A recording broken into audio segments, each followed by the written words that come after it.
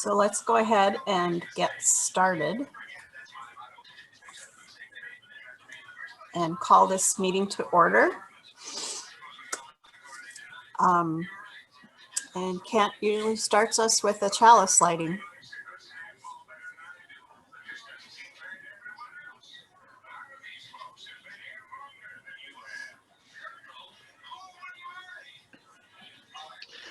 The chalice lighting is by Alice Blair Wesley. We pledge to make this journey together in the ways of truth and affection, as best as we know them now or may learn them in days to come, that we and our children may be fulfilled, and that we may speak to the world in words and actions of peace and goodwill. Thank you, Kent. The next item on the agenda is to approve our agenda and also to appoint a process observer. So, is there anybody who wants to be a process observer? Maybe one of our outgoing people? I'll volunteer. Okay, thanks, Chris. And did everybody have a chance to review tonight's agenda? Matthew, you got the packet? Yes, I did. Okay. All right. So, are there any changes or additions?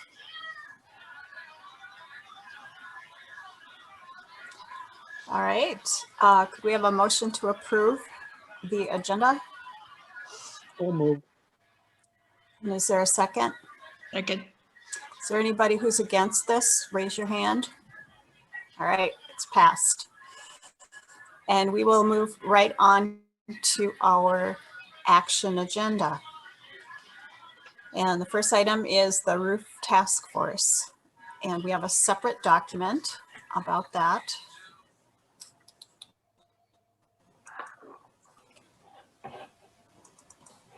Larry's coming.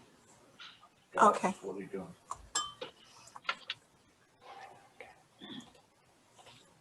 And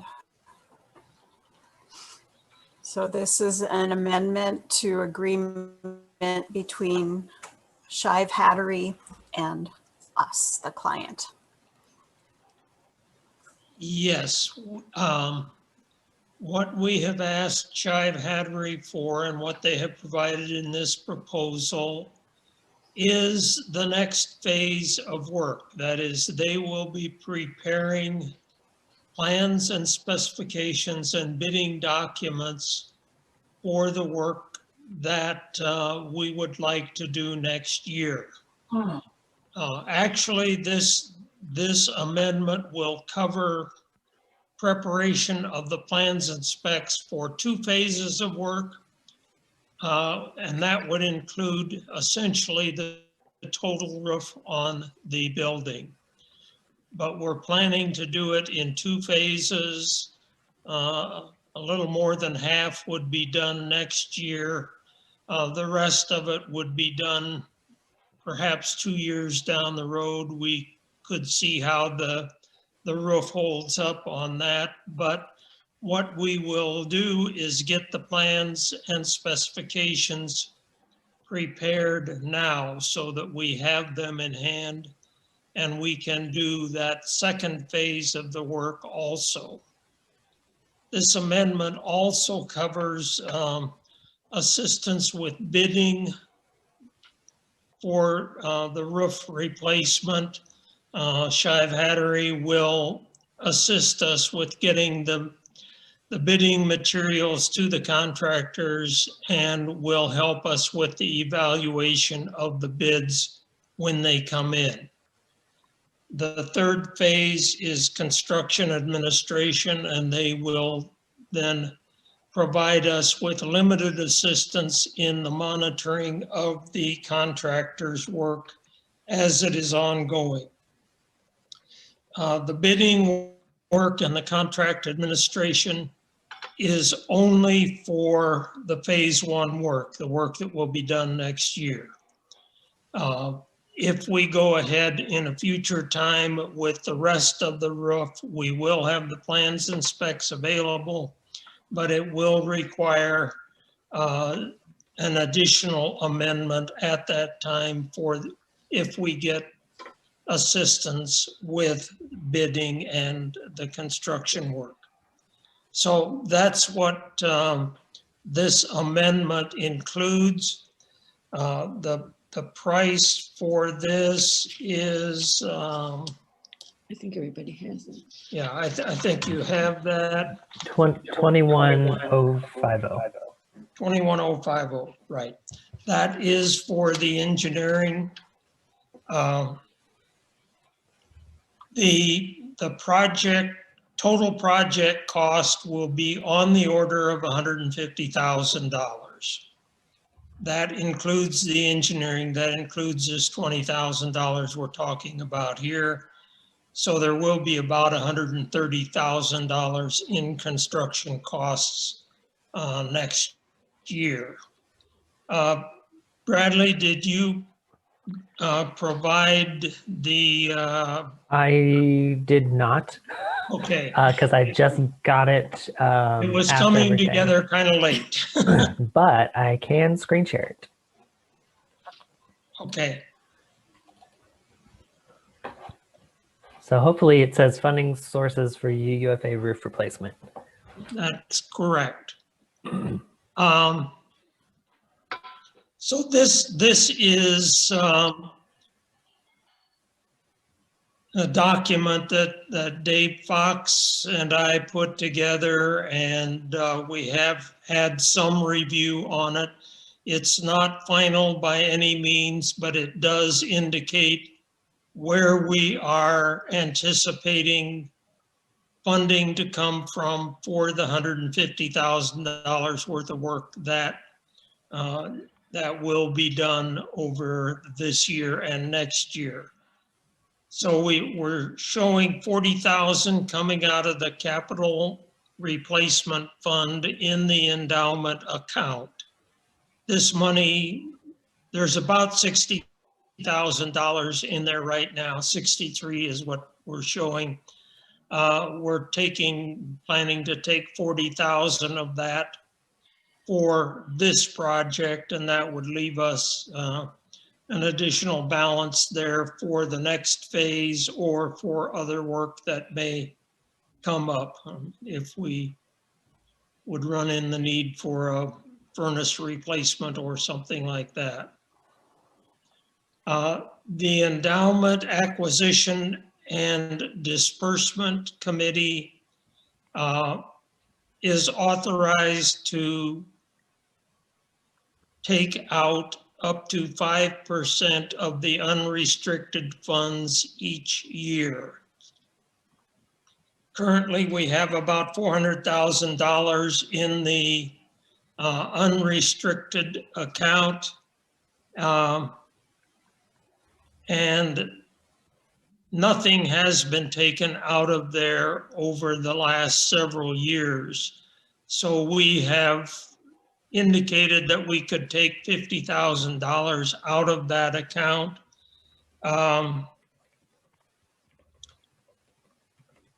That would be several years accumulation of their authorized withdrawal. So that would have to be fine-tuned with the acquisition and disbursement endowment committee. I did talk with Bob Anders about that. Is Sam at the meeting? Mm-mm. Okay. And he was going to visit with Sam about it. I did not hear back from him, but previous conversations have led us to believe that this is a reasonable way to go. We then show 3 items there which come out of the existing anticipated operating surplus for 2020 of $10,000, taking $15,000 from the unrestricted net assets and $10,000 from designated funds, and that would be the Dream It Up Memorials portion of the Those are designated different funds. things, two different. Two different things, right. That, Dave did talk with Stephanie about that. Again, this isn't locked in stone, but this looks like a reasonable amount that we might be able to get from these sources. This leaves us about $25,000 short of the 150 that we're going to be needing. We're anticipating that we may need to go to some of the members for funding or portion of this, or we may need to take out a bank loan for a portion of this.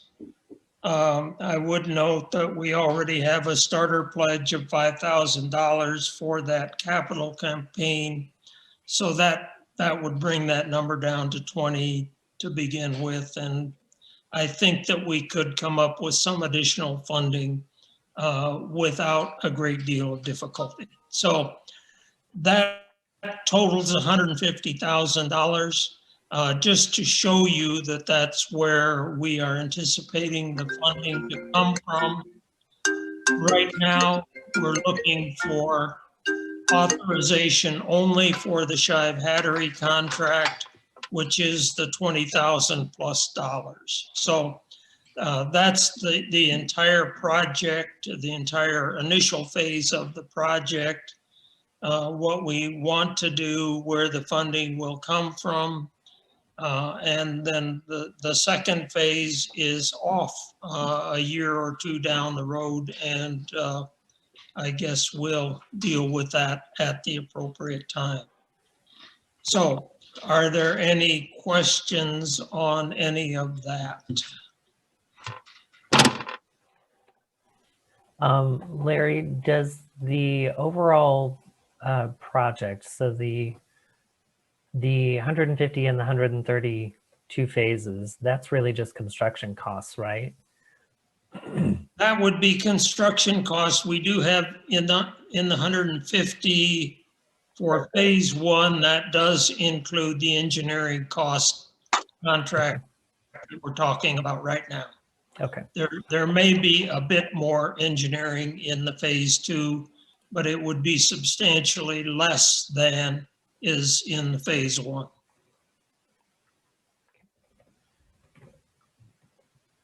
So does this make sense to everybody? I see nodding. Does anybody have It's going like this and not like this. diagonally? Because I don't know. No, it seems like you did a great job in making this really clear for us, and it seems doable. We probably need a motion to Where are we proposing that this 20,000 comes from initially? Oh, okay. Bradley, I think this 20,000 will not be required until next year. I think it will be next year before they will have the work done and will bid it or will bill us. So it would be available in the top line item on that listing, the capital replacement fund out of the endowment. That's the easiest place to tap for cash right away while we're putting together this whole package. Then when we get the bids in and see what we're going to have to spend. The proposal does state construction documents by December 2020. So it'll probably come up a little sooner than we're thinking. Well, But you you're said a little more optimistic than I am about it, Bradley. I think he's done quite a lot of the footwork, so it probably won't be quite Yeah. as involved. But they said they wouldn't bill us. till later. I could probably get them to bill us after the 1st of January, but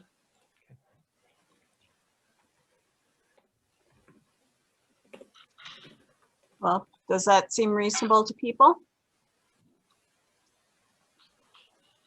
Yes. All right. So we need a motion to approve this amendment. Looks like Chris moved. Is there a second? Melissa did it too. Thank you. Is there anybody who's against us approving this amendment? All right, so we will go ahead and pass that. Mark that as passed, and thank you, Larry, for your work. well, thank you. And I really appreciate all the effort that you've put into this, and you've really explained it well to those of us, especially who don't have familiarity with this kind of work. And I think it's a good way for us to move forward. It feels good to have the Shive Hattery folks helping us with this and having those professionals in our pocket. Right, so to I speak, would just and help us make move one forward with it. and make one other comment that last month we did talk about the leak behind in the wall behind Bradley's desk that literally had his feet in water when it rained hard. And we've been attempting to try to get someone to fix that. It was a relatively minor repair that was identified in the initial Shive Hattery report. They had it estimated at about $6,000, and we were trying to find someone to fix it. Through Danelda Allen, we located someone that she had worked with. One of the individuals came out and kind of told us what to do, did part of the work themselves, left a little bit for me to finish, which I did just before it rained. And they didn't even bill us for that work. So hopefully Bradley has dry feet and that part of the project has been taken care of. Don't tell me you have wet feet as of today, Brad. No, so far so good. Okay, You don't have to wear your wellies to work. Oh, great, great. That's good news. thank you. Thank you, Larry. All right, the next item on our agenda is the 2021 budget, and we have Stephanie Fox with us today. Thank you, Stephanie. Sure. The budget that was included in your packet is basically just incorporated the changes that were discussed last month. It brings us down to a projected budget overdraft of $13,048, which we pretty much all consider that would be worst case scenario. I think there's going to be some additional savings that we're going to realize during the year. But one thing I did want to point out is, we've got all these one-time savings built into this budget for, partial building closure. That totals about $25,000, and we're going to need to make that money up in 2022. Because hopefully we will be open in 2022. So to be able to fund those things that we have deferred would amount to about a $25,000 pledge increase in 2022. I just want to make sure you're aware of that. And if we are indeed in a capital campaign, how might that affect our ability to meet our operating budget?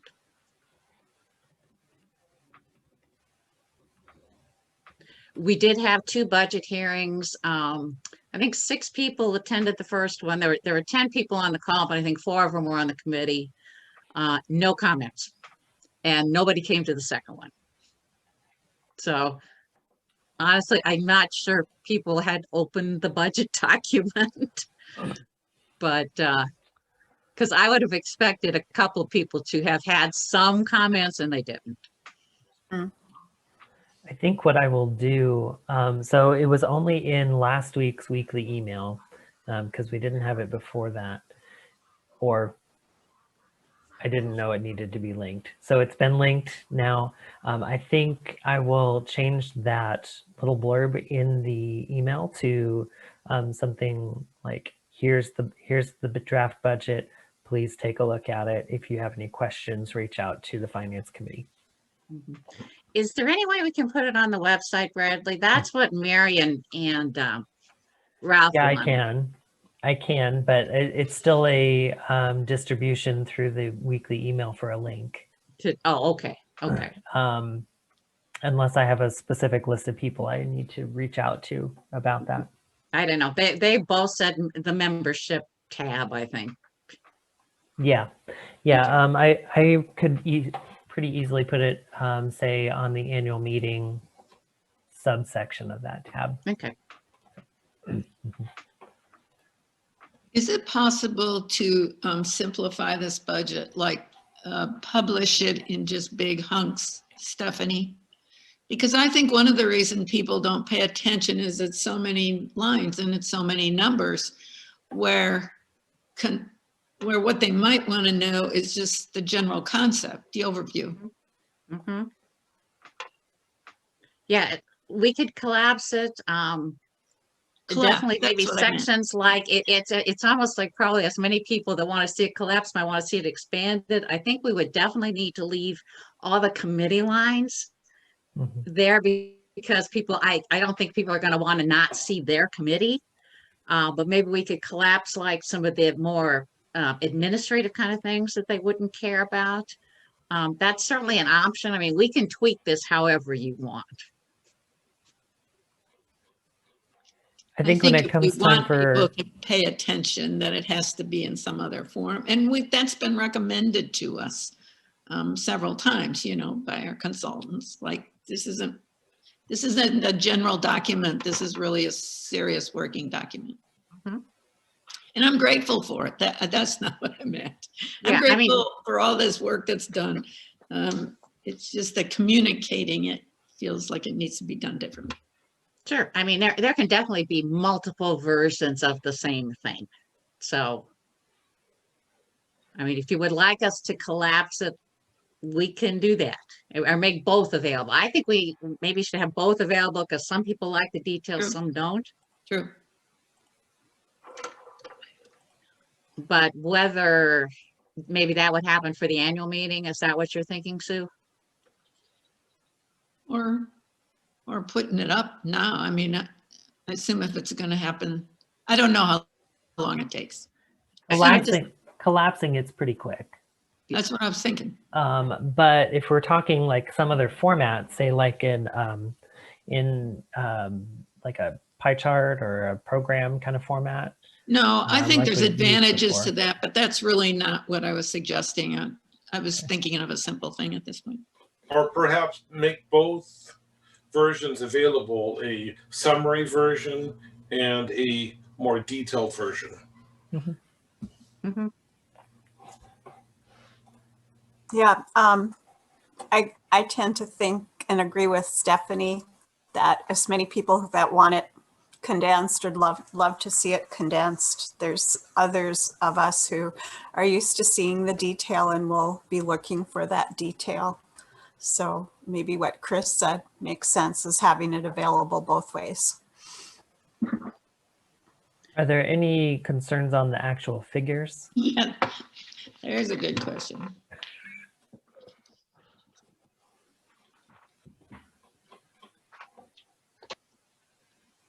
So Bradley, in terms of the money coming in, you're still feeling optimistic about. Sue, did you have a concern? Oh, sorry, she was talking. Well, I was just thinking about the money coming in. This is still, You're talking the pledge figure? yes, the money pledge. This- Um,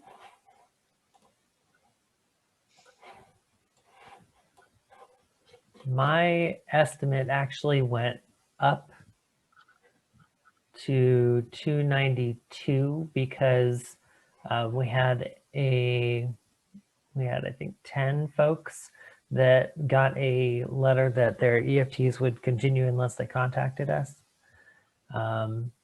And we've heard back from 4 of them and they're all continuing, which is good. Super. And I'm not anticipating the remainder to have any problem Okay. with that. I am So concerned the- about the one person that we don't have the EFT information for. Even with that, though, that puts us still right in line with Yeah. the budget draft. The so, budget, yes. yep. So Great. if it's either the budget is right on the money or it's actually a little conservative. Oh, wow. That's good. Do people have any other questions about this?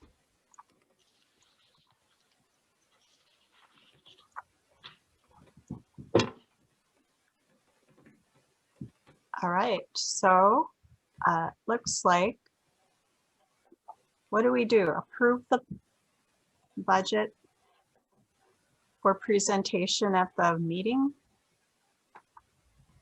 Yes. Chris is nodding his head. So does anybody want to move to do that? So moved. Is there a second? Okay. Kathy? Okay, is there any further discussion? All right, any of those who do not want this budget approved to bring to the board or to the annual meeting, raise your hand. Chris, your hand's not raised, right? You're just adjusting your glasses. Okay, so moved. All right, thank you so much, Stephanie. Welcome. And Thank you, thank you, Chris, and all the folks that helped with the hearings, the budget hearings. And just putting it all together, it feels good. And thank you also for bringing up that point, Stephanie, about needing to be aware of the things that we're getting by with now because we don't have those expenses, but they will be real expenses when we open up. Mhm. We need to be mindful of that. And Bradley, I'll work with you So on what a everybody's collapsed zen out version on that looks now. like. Okay, I can take a crack at it first Yeah, I mean, you can just, because I kind of can guess the lines that people will want to have the detail and the ones that won't matter so much if it's collapsed.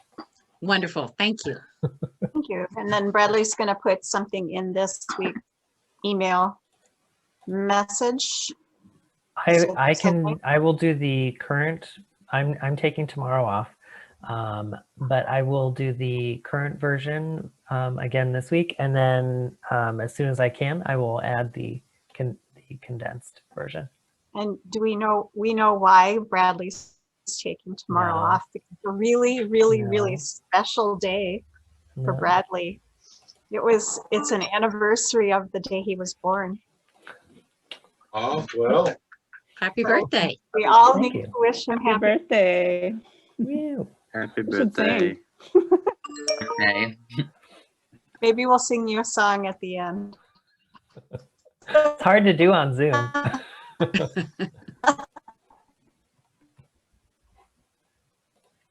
That. So be scared, everybody. Be scared.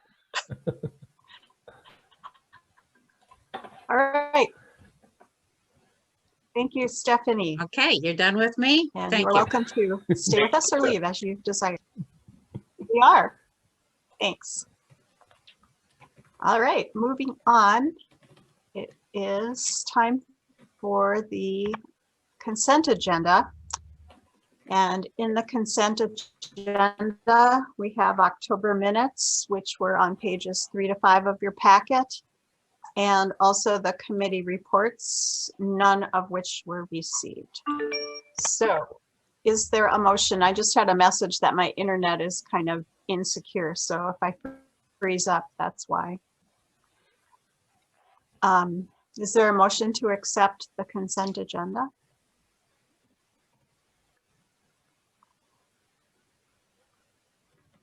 I'll make the motion. This is Angie. Thank you, Angie. And a second? I second it. Thank you, Sue. Anybody opposed? All right, consent agenda's been accepted. And the next item is the board liaison reports, which the information is, well, the first one is the employee handbook task force update. And the ELT has been, I think we mentioned once that back a while that the personnel committee had presented the employee handbook. They've been working on it for a while. And then last year, the UUA came up with kind of a template for an employee handbook. And so the personnel committee put some of those things in it. And when ELT reviewed it, we decided that what we'd like to do is take the pieces that, or start with, instead of starting with the previous UUA handbook, UUFA, incorporate the UUFA pieces into it. And that way, when it comes time to update it again and UUA keeps updating theirs, then it's in a similar format. It also had a nice user-friendly tone to it. So the ELT, so Bradley put together this newer version, and the ELT has been going through it, and that's kind of like the sub task force on this, almost on a weekly basis, taking it section by section and identifying what things we need to change and adjust. And then we've come up with a list of things that we want to bring that need broader discussion by the board of directors. And so we've actually finished it about a week ago. And we have a list of things that we, yay, that we are going to be, it was tedious work, presenting in future meetings. So it's not going to be, those issues aren't going to be discussed tonight. But this is just like a trailer coming up. So in upcoming the next few upcoming meetings, we will be sending out the information and then coming up with topics that we need to decide on a board of which way we want to go. And some of those relate to and that kind of stuff. So yeah, I think that's all I have to say. Does anybody else from the task force have anything else to say about that? Any questions? I have to move my little thing to so I can see everybody's face. Angie, you look so tired. Okay. Thanks The to next, Bradley for getting us to where we are right now. yes, He did a lot of the prep work for us to even discuss it, so. He did. And he did a lot of the record keeping stuff as we've had our discussions and keeping track of what we talked about. And yeah, so we're avoiding repetition in different parts and that it really has a good sound. And I appreciate everybody on the ELT who's done this work. The next item is the regathering task force, and on page 7 there is some information about that. So And- the regathering task force has met a couple of times. The first to kind of go over the Witherspoon recital request, which is happening this weekend. And then the second to kind of cobble our way through at least the next few months. And we came up with some preliminary guidelines for events, which and what kind of events we're open to. I would say now, just based on the conservative feelings that I've witnessed in the group, we probably will not be taking any requests for a while, simply because the community rate is on such a steep incline. But just to show you that we have made some progress, I've included those on page 7 of your packet, those guidelines.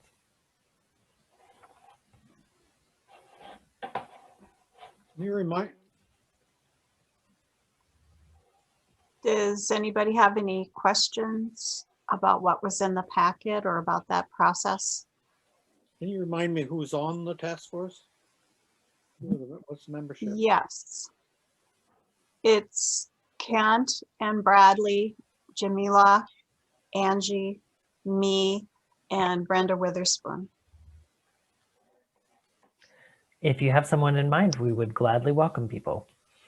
There's going to be plenty of work ahead.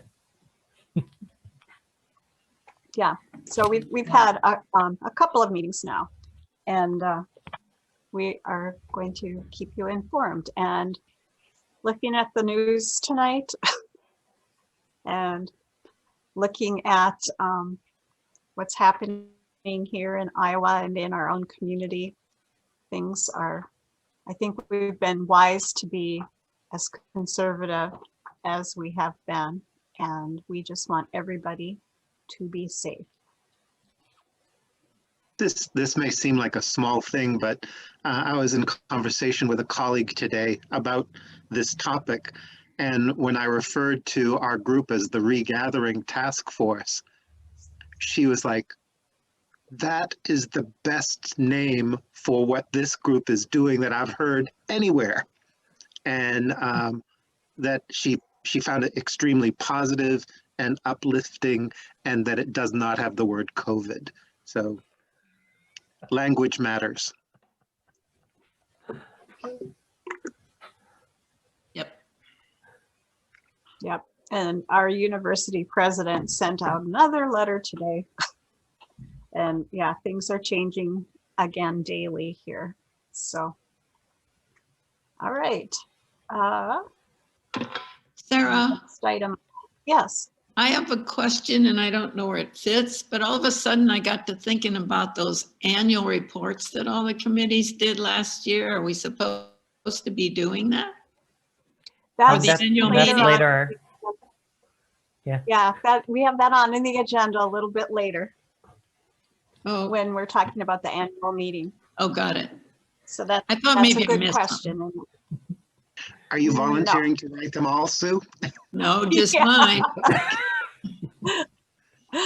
Yeah, we're good. We'll talk about that and what we think that should look like this year. All right, so we are on to our treasurer's report, Christopher McClure.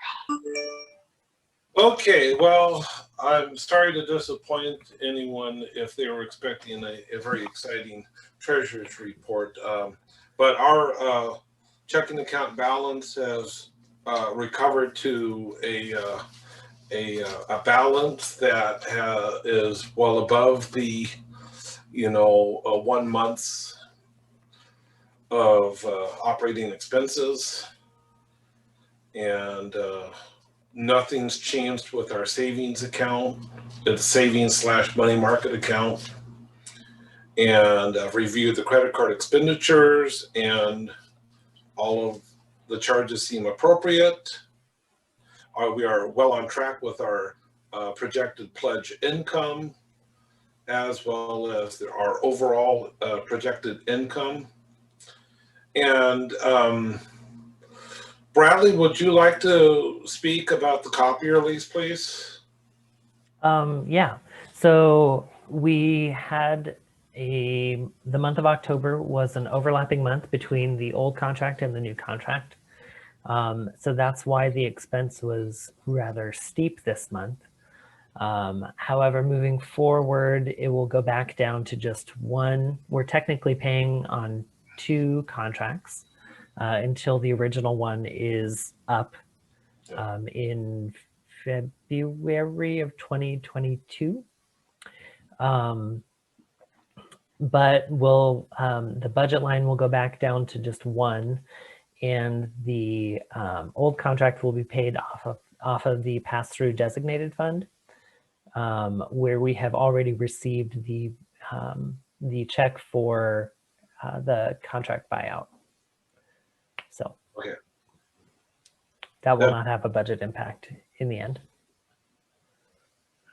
Okay. And then there's the matter of the tree removal expense, $3,611.25. That was done a couple of months ago. And it was thought that we were going to kind of reimburse from the from the unrestricted endowment funds into the special projects line in our budget, but considering how well we're doing with our current operating funds, that we don't see that as a necessity. And similar story for the roof evaluation. Bradley, would you like to say anything more about those two? No, just so I've kind of held off. We approved in September the tree removal, and Shive Hattery, I think might have been in August. No, it would have been in September as well. But so just for frame of reference, right now, at the end of October, we are at a surplus of $20,500. And so if we did have those things reimbursed from the unrestricted funds in the endowment, that would bring our surplus up to $24,000, which just seems completely unnecessary, especially when we're considering that we're going to be using some of that money for the roof project. So Yes. I've just held off. And Chris, in his report, suggests formalizing this, and I would defer to whatever the group wants. Formalizing. Not reimbursing. Or we can combine the two into a single motion. Sure.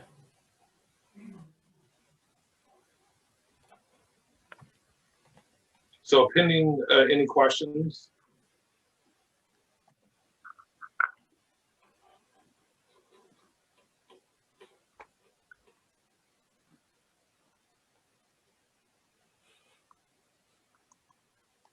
No questions?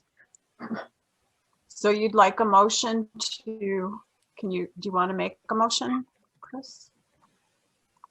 So the motion would be to not reimburse the operating fund for the tree removal and the roof evaluation expenses.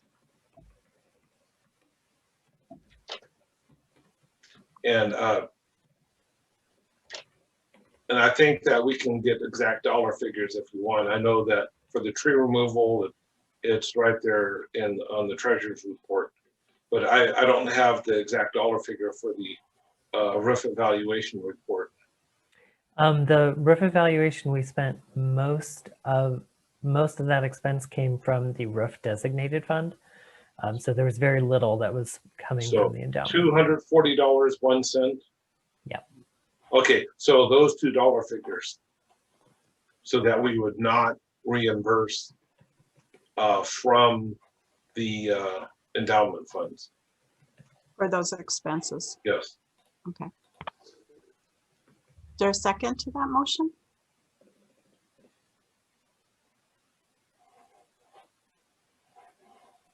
I guess I could, oh, Kathy. Kathy, was gonna second. say, I could second the motion, except that I don't understand why we make a motion to not do something. Because we had already decided to do it that way? Yeah, and because it creates a formal record of what we did. Oh, okay, whatever. Okay. So yeah, previously we said we would, and now we said we don't need to. Is anybody against this motion not to?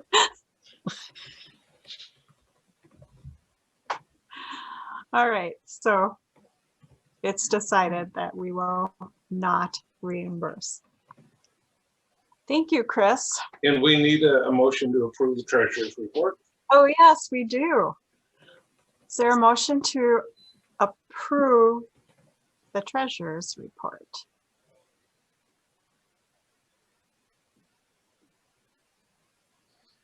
Move. Anybody can? Dennis, thank you. And a second? Okay. Thanks, Jane. Anybody against this treasurer's report? All right, looks like we totally support this. Thank you, Chris. Is there anything else you want to add? Okay, I'm closing out my treasurer's report, and we are moving on to the minister's report. And there's a written report on page 7 and 8 of your packet. And Kent, do you have anything else you'd like to add? Excuse me. Chris said that it wasn't an exciting treasurer's report, but I would say that it's the kind of excitement that we can appreciate as a board because it is comforting, and that in itself is exciting, Chris. So that is a good thing. I have nothing to add to my report. It's been a shorter than usual time period between our meetings.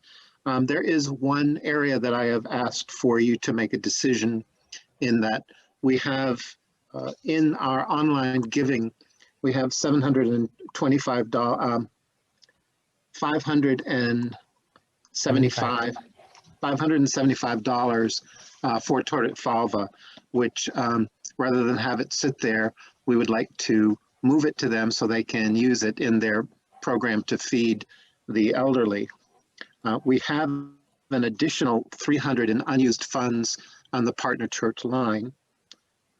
The cost for them to feed everyone for a month is $1,600, and I'm requesting that you consider making a withdrawal of $725 from the Dream It Up Fund so that we can give them a full $1,600, which would be a substantial gift that would be very helpful as they prepare for the winter months.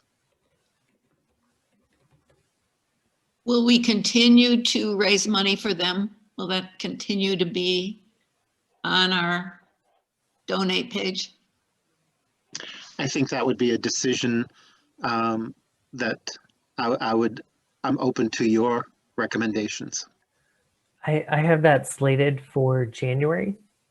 At last month's meeting, we agreed that in December or January, we should take a look at those extra things that are on the giving page and determine if they're still needed. So if we want to do that sooner, we can, but right now I've got it temporarily in January. The other thing is that figure, the amount could change because I did make a request for donations last week, and there was, as Joan announced, there was a death in their community. So there may be an additional gift. And I didn't make my contribution when you told us to. I will do it today. So let's make up the amount so that it comes to $1,600, whatever is required. Is that a motion? Yeah, that's a motion. And Chris, is that a second? Okay, so that means that we'll take 1,600 and we'll take what we have from the Dream It Up Fund to make the 1,600. So if additional monies come in this week, then we don't have to take as much out from the Right. Dream It Up Fund. Okay, just Yeah. to be sure we're clear. All right. Thank Is you. anybody opposed to that? Motion? All right, looks like we've passed that and we will be sending a check for $1,600 to them. When will that go out? It's a wire, In about- so it will be whenever we can get to it, hopefully fairly soon. Well, thank you for supporting them. I know that they truly appreciate that support. There's also, I just received today a notice from the Partner Church Council for some public gatherings on Zoom about the Partner Church, and I have put it on my calendar and plan to attend that meeting. If you'd like that information, if you did not receive it, please drop me an email and I'll send you the Zoom links for those meetings, 2 Thursdays in December. And other than that, if you have any questions on my report, I'd be glad to entertain them. If not, I would just say thank you for continuing to do the board report, which I really does think makes a difference. And I think that the Sunday Service Committee and I are doing the best work that we can do, and it seems to be improving as we go along. Kent, I just wanted to say quickly that I'm really grateful for your taking the initiative to participate in that retooling program. And it looks like we have 5 great people that are joining you in doing that. And that just seems a really good thing for us to do. I even bought them books today. Yay! So actually I did that yesterday, and as soon as they come, I'll let you know. Yeah, I think it's interesting that maybe about a year ago, we were struggling about should we have this partner church weekend or not? And actually, we've done more things this year with partner church than we have done in a long time. And yeah, given whatever else is going on. So in some ways, COVID has brought us closer. And seeing those photographs every week makes a huge difference. It does. I'll put Elizabeth's picture up next week. Oh, well, actually, I won't be here. It'll be the end of the month. Well, we could still put it up, though. All right, moving on. Thank you for your report, Thank you. Minister Kent, Reverend You're Kent. welcome. You're welcome, President Sarah. Call me Prez. We won't Right, get to say the action- we won't get to say that much longer. Nope, you won't. You can call me past Prez. And continuing our action agenda, there are some membership changes on page 9. And Bradley, do you want to explain any of those? Yes. And do people have questions about that? Yeah, so every year we bring a list forward to the board of particularly of those who are being removed from the roles. That's a thing in our bylaws. Our bylaws require that everyone make a financial contribution to the operating budget according to their means. So we don't stipulate an amount or anything. And we have a number of people who have opted out of that. In working with the generosity team, we kind of settled on the pattern that I've done the last few years, but we kind of made it official this year. The first year is a grace period where we don't really penalize people. The second year, you move from active membership to inactive membership, which means you no longer have voting rights, and your membership is not reported to the UUA. And then the third year, without a pledge, you go from inactive member to former member. So those are here listed before you, as well as those who are going from active membership directly to former membership by request. Most of them are relocations. I do have different figures though. Kent pointed out a couple of errors. And so let me just real quick share that. So our voting members, so for later in the meeting when we're talking about the annual meeting, will be 207 because that includes active and honorary life members. Our UUA certified number will drop down to 202. We will have 10 inactive members and 5 honorary life members. So, there we be.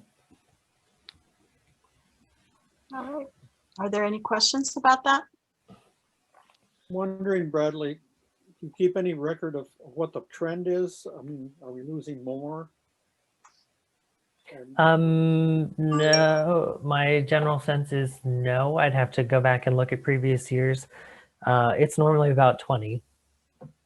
I want to say at least the last few years it's been. But one thing to really consider in this is that we're pretty conservative in not reducing the roles too quickly.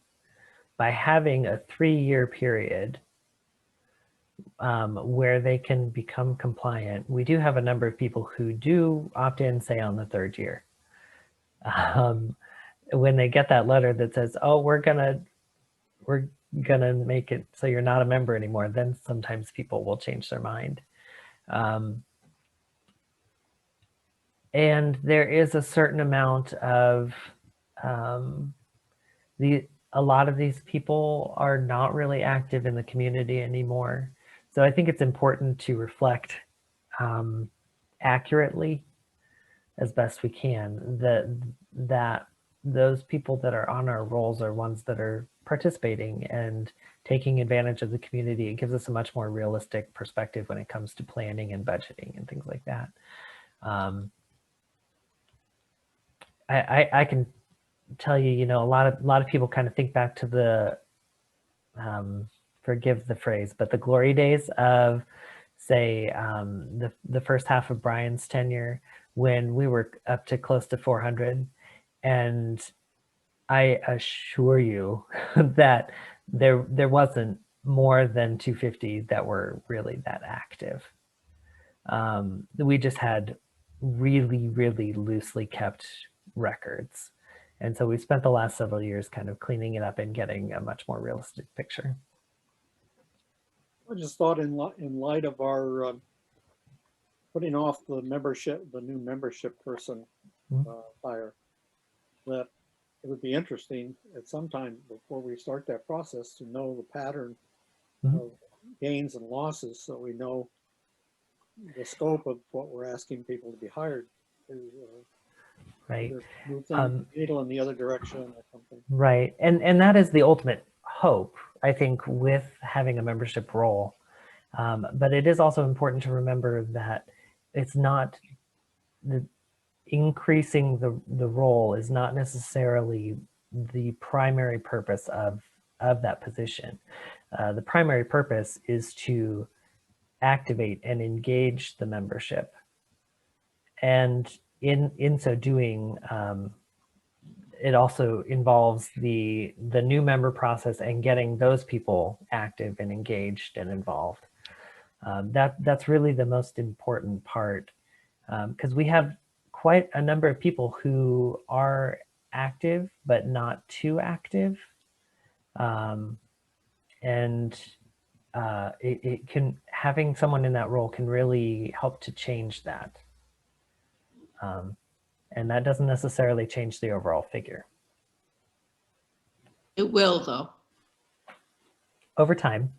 But I personally, I'm very cautious about making that a parameter of the job, because that's a really disincentivizing thing as an employee, to be essentially your worth is determined on the number of people that are here, and you cannot control that.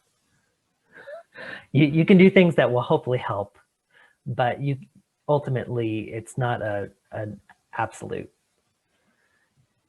That's just my 2 cents. I know that's not the 2 Well- cents of many people. I'm not going to argue it tonight, but I would see it differently.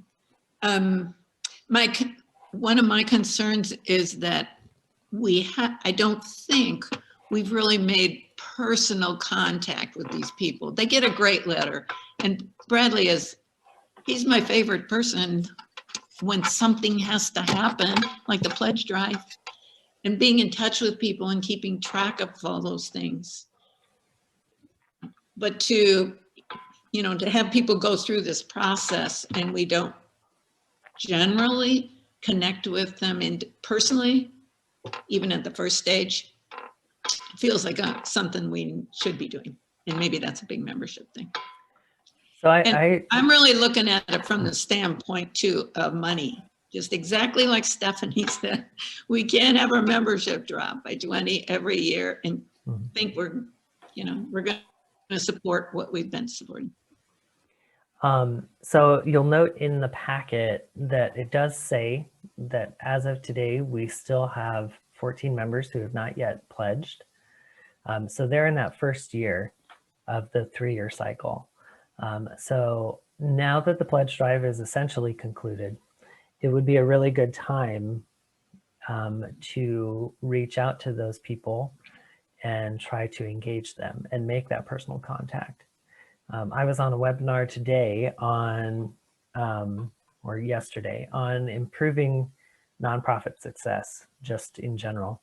And the number one thing that was recommended by this consultant was having those personal contacts, but that they be specifically assigned.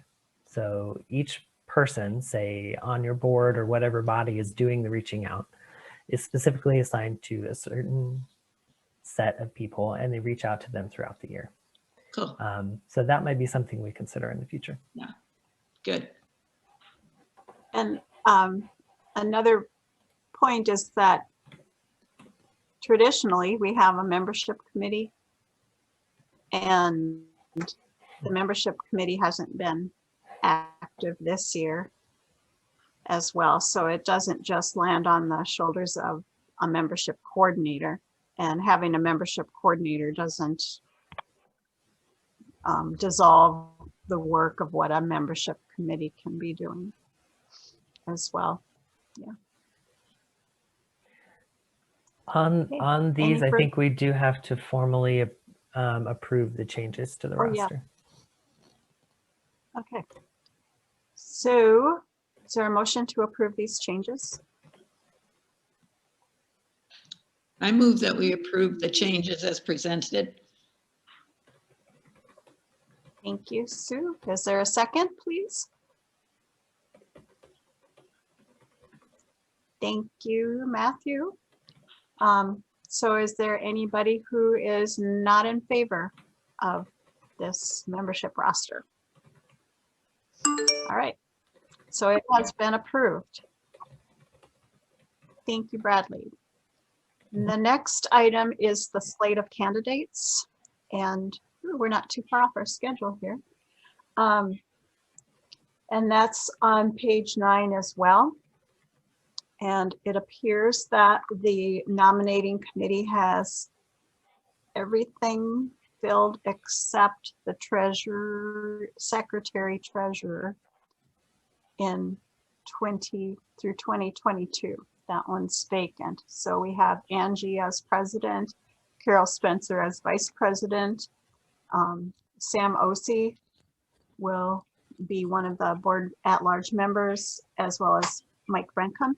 And the nominating committee, congregation elected, would be Molly Helmers, and endowment acquisitions disbursement committee, Dave Andrews.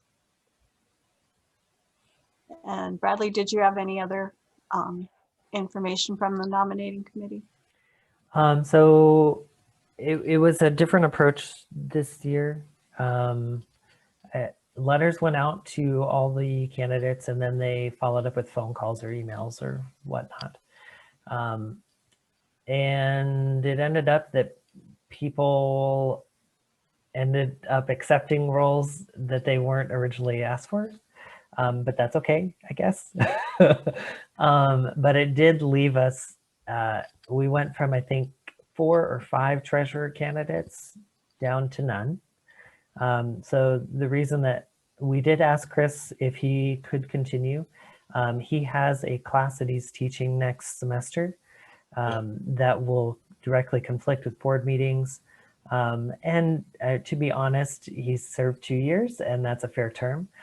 It was my recommendation to, in the absence of a yes from anybody else, to put forth a vacant slot. The work is still being done. I can pretty easily do the treasurer's report until the seat is filled. But hopefully we've had decent luck with people stepping up to fill the vice president role when we've done this in the past. So hopefully it will happen with the treasurer. And I will work with the nominating committee to hopefully make that role seem less intimidating. I think people are intimidated just by the title. And it's really not that bad. So anyway, in order to move this forward, we would need a motion to accept. So is there a motion to accept this slate of candidates? I would move.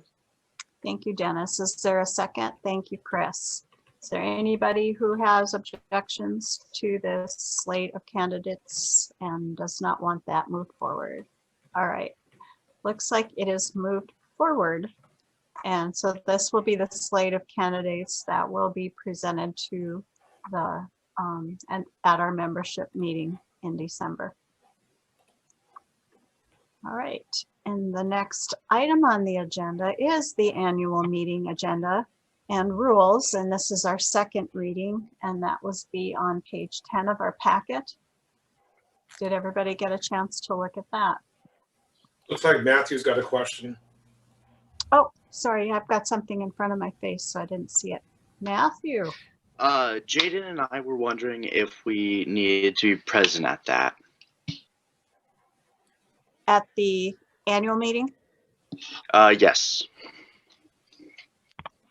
So it would be really nice if you were. It's always Okay. good, and this one will be a little different because we're doing it during the normal service time of 11 o'clock, and it'll be on Zoom. And Kent is still working on how exactly that's going to look with a service or abbreviated service, and then going into the meeting. But it would be something when we get in just one more thing, we'll get to talking about how to do annual reporting. It might be more creative than past years, who knows? So it might be a good opportunity for anyone from the youth group to come. They're always welcome. Yeah, I would say absolutely, absolutely. Anytime that it's not going to be a long meeting this time, we don't anticipate, but having your presence there is really important, and people being able to see you and realize that we have youth leadership here at the fellowship, that you all are involved with the board of directors and are interested in what's going on. It kind of keeps the rest of us accountable as adults that we need to be doing this as well. And we don't see your faces on Sunday mornings. And so it's easy to not realize that you're there. So yeah, seeing you, if you could at all make that meeting, that would be wonderful, wonderful. Thank you. All right. So our annual meeting agenda and rules, this is the second reading. And is there a motion to approve this? One quick So change. basically people will go. The number did change. So membership number is Yep. 207, which is 31 people for 15% and 62 for 30%. Instead of 30. Mhm. Okay, Otherwise, it's exactly the same as And- last month. And I dropped in, we will be doing Zoom polling, using the polling feature in Zoom. okay. So last time we were talking about how are we going to do that? So And I played around some, and I think the easiest way to handle it is we will essentially ask the same question twice, because I think pretty much everybody, I don't think there are any households that are more than 2 members at a screen. So we'll just ask the same question twice and then add them together. And what about the people who are calling in by phone? I don't know about that. I didn't try it with a phone. We also will have absentee ballots available. I can word the announcement for that. If you typically call in by a phone, we recommend absentee balloting. I could do something like that. Okay. How do the rest of you feel about all that? Melissa's nodding, Chris is nodding, thumbs up.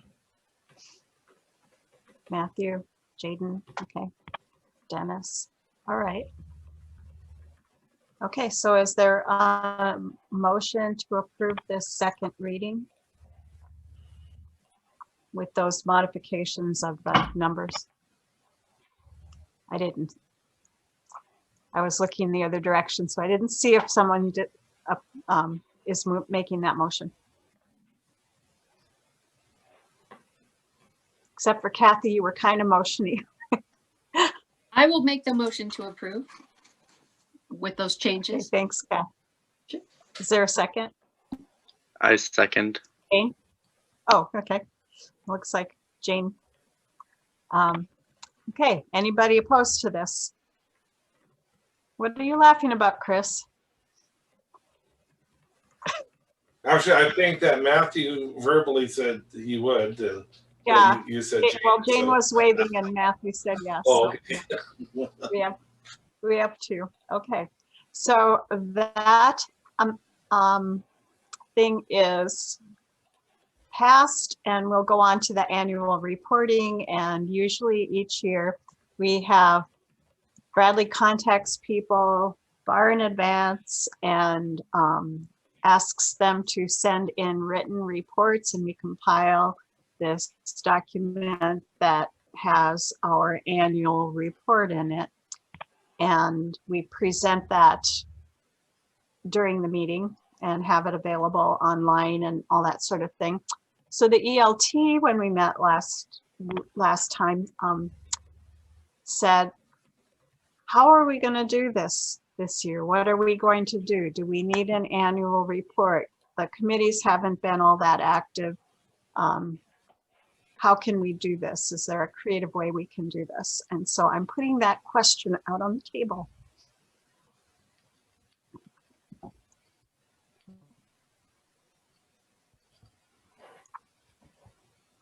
We discussed this at our staff meeting on Tuesday, and it seems appropriate that I'll do an annual report from the minister, and Bradley is in conversation today, said that he was willing to do a report, and I think that may be an important one because he's been managing a lot more of the fellowship business during this time of closure than he ordinarily would. And keeping us out of trouble in more ways than you could imagine. So my primary question, besides, are there specific committees that are active that we should still reach out to? Besides that is, I'm kind of wondering, is this the opportunity that we take to, yeah, maybe do a written report, but maybe also do like some brief video kind of thing? Thoughts? What is this for?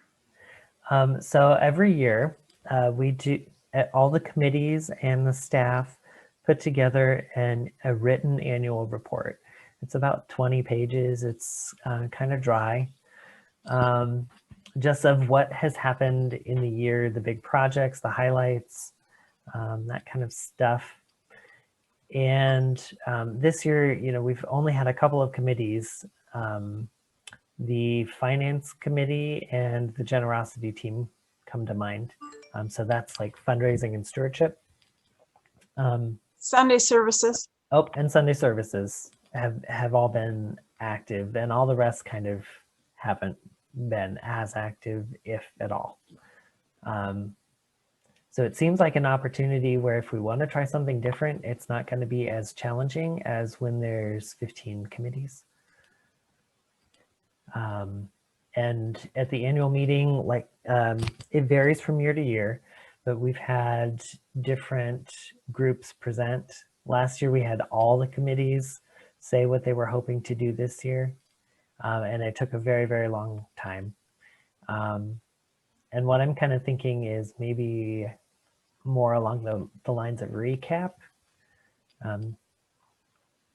Like, you know, for staff, maybe a minute or two a piece if we can figure out how to whittle it down.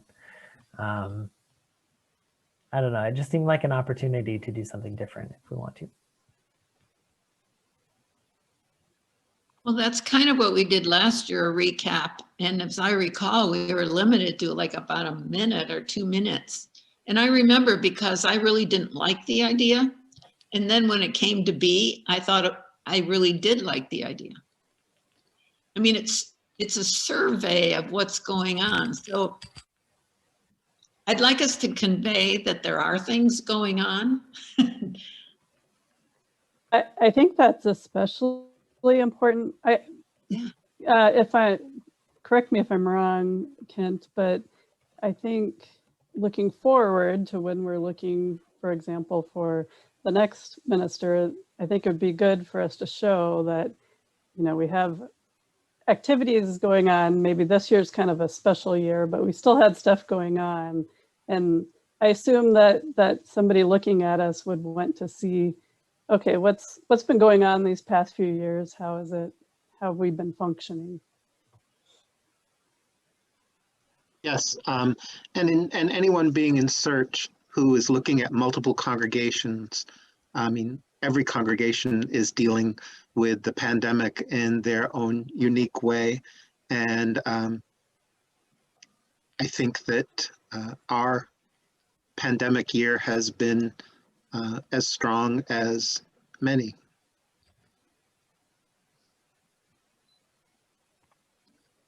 I like the idea of a video montage, sort of an eclectic thing. And I could see like some of the little kids who did some RE stuff saying something like just a couple words like, I did, interspersed with somebody from the program Sunday Services Committee saying blah, blah, blah, blah, blah, blah, blah.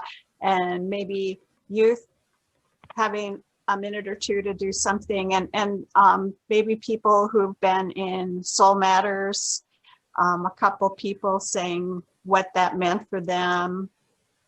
And I don't know, maybe somebody who was homesick with COVID. But anyway, what are others' thoughts?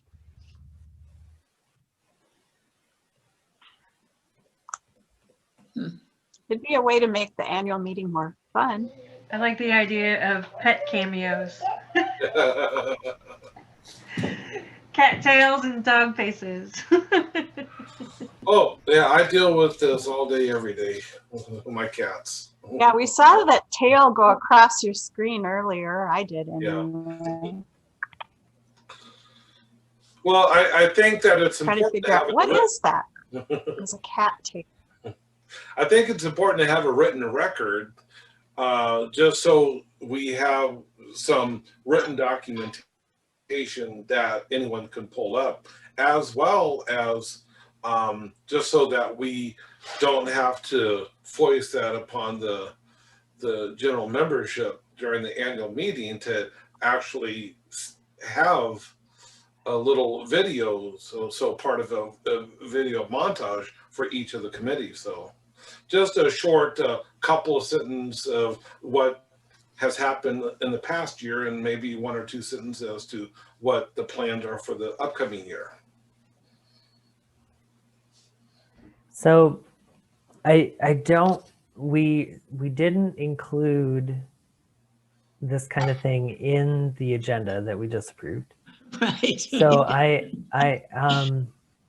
it's hard to describe. I'm not sure exactly where it can plug in, but I'm thinking it can plug in somewhere.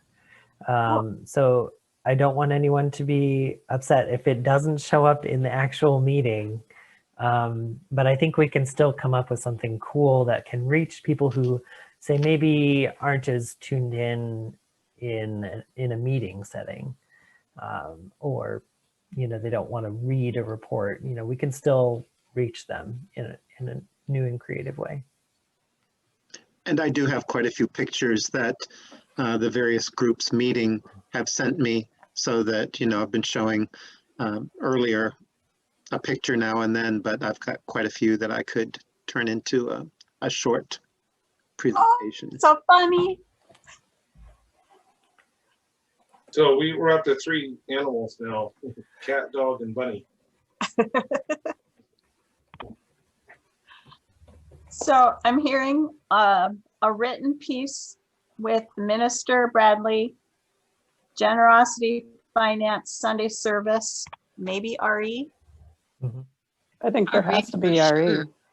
Yeah. Yeah, Is there those are the groups anything I else? have. Okay.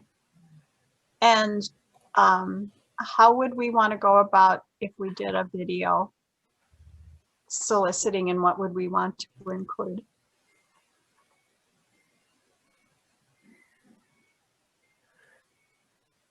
I have some ideas. And who's putting there. Go ahead, Bradley. putting it together? I'll take care of it. You want to? Okay. And I can help with the recording as well. Yeah. If it takes 2 of us, I'm comfy with that. I love the idea of pets. Well, I mean, is there any role for, not just committee reporting, but sort of personal? Mm-hmm. Well, that's I think that'd be great. So it sounds like Bradley's creative juices are Maybe. stimulated. Yes, depending on how long the list gets, I'll just put out a call, and depending on how long the list gets, it might be maybe a good way to start out next year. Who knows? I do think that thematically this year has been about staying together apart, and I think that's critical that be highlighted in our report. What about Our pandemic congregation. Yeah, somebody talking in their pajamas or sitting back in the with way their of feet up. transparency? I would think some people would wonder about the functioning of the regathering task force and what, looking ahead, it's not just a forever, we're going to be going on with Zoom, but rather what goes into that, and who's involved in it. And I mean, I know it's an advisory to us, but every week we emphasize that until further notice. But in terms of letting the general membership know what's going to go into what we hope, I would assume next year be a regathering, that it seems like there ought to be something in the way of information there.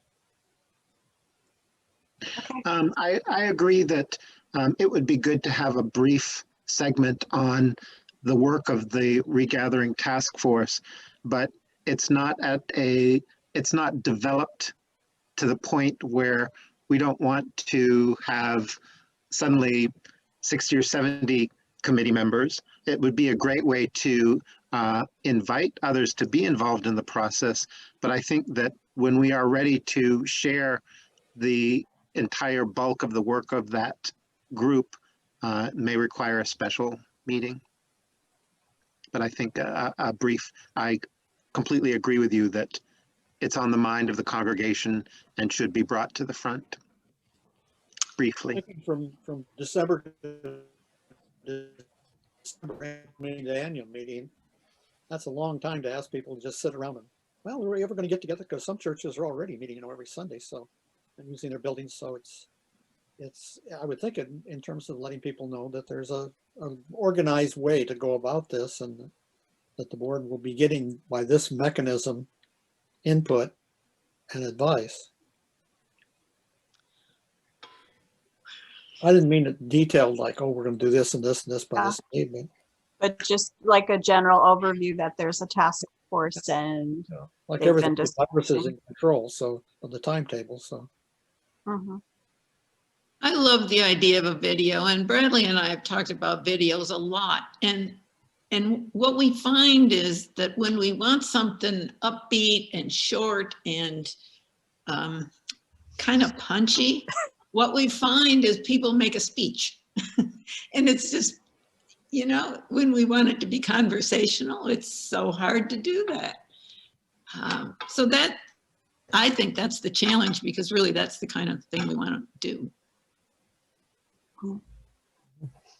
maybe our two youth members could come up with some TikTok dances or something. They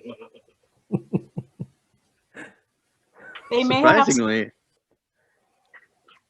Surprisingly, Go I don't ahead. use TikTok or any of those. I only use Facebook to talk to my mom and Twitter to follow Netflix, or not Netflix, NASA. Mm.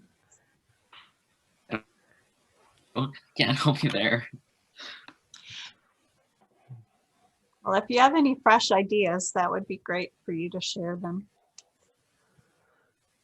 Yeah, having a video and something upbeat would be really, really nice. All right. Am I So supposed we to have- write a report, just so I'm clear? Yes. Yeah. Got it. Yes. What I have from our discussion here is I have a list of groups of people that I should reach out to, specifically, as well as that a written report is still important for the historical record. So, yep. I think we're ready to move on. Okay. Angie switched from child to dog. Okay, so the next item on our agenda is the anniversary planning. And the last meeting, we talked a little bit about that. And Jane, did you have anything else to add or any progress that you wanted to report? No, not too much this month yet, but next month I'll know a little bit more as we get together. If anybody has ideas, though, keep shooting them our way. Last time I talked to Jamila about like for the youth, or like RE or something, like teaching about the history of UUism or just the UUFA, like for an anniversary kind of thing, because like I know that would be something that I'm interested in that I don't know a lot about, and I think that'd be a good time for that. Cool. So we should include Jaden in on this planning. And Jaden, are you saying the youth might be, or you personally? Yeah, I think that youth might be, or I don't know. That I think I'm taking that from that I would be interested, but I don't know. What about you, Matthew? I know I would be interested in learning about the history and all that, and I feel that there were a few other people at the meeting last week that it kind of felt that majority of the people would be interested in learning about the history of the UUA. Cool. Well, that will add some, I think, some freshness as well. So we really appreciate your input with that. Yeah, so there were a few people that I think we were going to reach out to. And I don't know, Jane, did you have a chance to reach out to any of them or? No, not yet. Okay, okay. So I guess that will be happening between now and the next meeting, and we will get some movement forward on that with the 75th anniversary. Is there anything else that anybody wants to add on that? All right, we are nearing 8:06 and we are at that time in our agenda where we are talking about items for the good of the fellowship. And there's a list of items for future meetings. The congregational class on transgender issues would be something we would be talking about. Some more on leadership development. The handbook we mentioned, you'll be getting more information about. The ministry, is that how you say that? Evaluation process. We started talking about that earlier in the year, and then that's been kind of set aside for a while, so that needs to keep going on. Affinity groups, some documentation and policy surrounding affinity groups. And then for 2021, Congregational Life Committee and Dream It Up and Do It Fund, getting some energy in there. There's some discussion we need to do about endowment finance, proposal on designated funds, and kind of combining certain funds together to make that more efficient, as well as AV stuff in the fireside room. And when we talk about reopening, regathering, we'll probably have more streaming, so that's going to be a big issue. There's some bylaw things that we decided not to do this year that will be coming up in 2021 about youth membership. And then we'll have another closure checkpoint again in January, and be talking about ongoing collections, as we mentioned earlier in this meeting, coming up in January. So our ELT meeting next is November 25th. And our next board meeting is December 9th.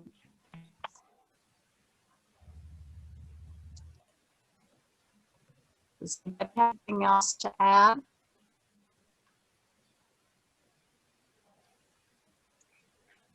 And what we did well and things that we need to be more aware of. That's you, Chris. Oh, okay. Yeah, there was some warping in the speech there. Well, I don't really have a whole lot to say. I mean, we kept pretty closely to the time schedule on the agenda, and everyone had some pretty good participation. So I don't think that there's much room for improvement.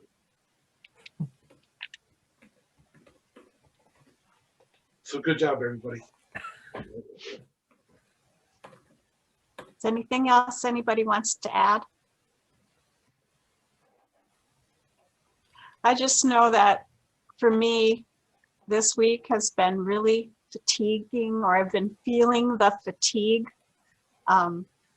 just with what's going on in our country and the COVID stuff and the election stuff and all these Zoom meetings, and it's getting to the end of the year, and it's getting to the end of, for Iowa State, their semester, and it's just wonderful and invigorating to see all of your faces tonight.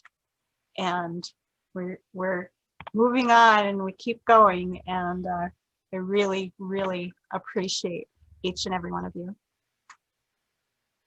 So if there's nothing else, then I will adjourn this meeting and we can leave at 8:11 p.m.